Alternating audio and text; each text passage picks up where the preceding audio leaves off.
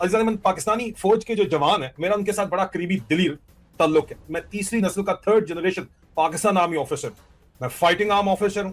मैंने और कुछ किया हो ना किया हो, लेकिन मोहब्बतें कमाई हैं अपने पूरे करियर के अंदर, 21 साल के फौजी करियर के अंदर।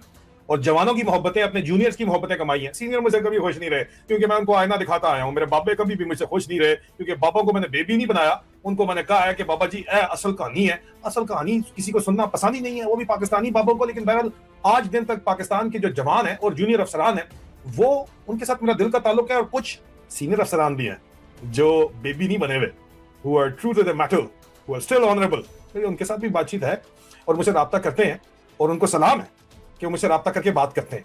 मुझे इसी तरह, लेकिन आज पाकिस्तान की अफवाज के जवानों की तरफ से जो वजीरिस्तान के अंदर डिप्लॉयड है, एक खत मौसूल हुआ जो एक पूरी की पूरी यूनिट की एक कंपनी ने मिलकर लिखा।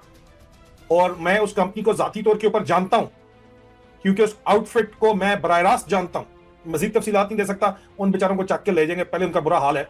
और वो जो बातचीत कर रहे हैं, वो क्या बातचीत कर रहे हैं और ग्राउंड के ऊपर जो हो रहा है वो क्या हो रहा है, मैं आपको खत सुनाना चाहता हूं बराह रास्त।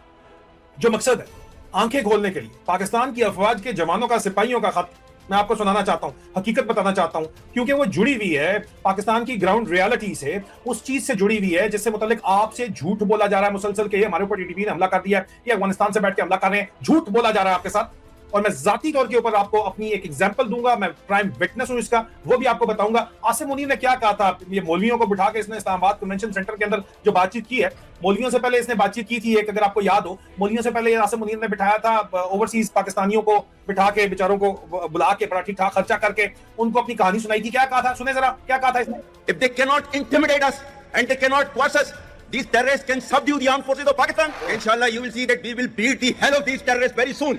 He's actually a friend of enemy, and he is enemy of Pakistan. Pakistan needs to be a hard state, a country whose all institutions, whose all departments, organizations, divisions, allied departments, they are working as per the law, they are fully operational, and everything is being done as per the constitution, is a hard state. Our stance, government stance on Kashmir is absolutely clear. It was our jugular vein, it is our jugular vein. We will not leave our Kashmiri brethren in their heroic struggle, what they are waging against the Indian occupation. अब इसके बाद इन्होंने जाके जो है वो कश्मीर में पहलगाम के ऊपर हमला करवाया। उसके बाद इन्होंने अपने ही बड़ा सोच समझ के डिसीवर ने बात की थी। उसके बाद 4 दिन की जंग लगी, उसके बाद अमेरिका का मन्नत तरला करके जंग बंद करवाई और कहा हमने रफेल कराए हैं, मैं फील्ड मार्शल बन गया हूं, मार का हक हो गया है। और फील्ड मार्शल बन के अपने आम पाकिस्तानियों को क्या मिला। आम फौजी सवाल करते हैं कि हमें क्या मिला है आपकी वजह से। और मैं आपके पास सामने वो स्टैटिस्टिक्स रखने वाला हूं इस वक्त जो आपकी नींदें जो है अगर नहीं हराम कर रहे। तो मुझसे बहुत सीनियर ऑफिसर्स ये सवाल करते हैं, ये स्टैटिस्टिक्स शेयर करके, वो कहते हैं कि ये हार्ड स्टेट, इस साले ने कहा था कि हार्ड स्टेट है। हार्ड स्टेट तो ये करता है, लेकिन मुझे बताओ कि क्या कोई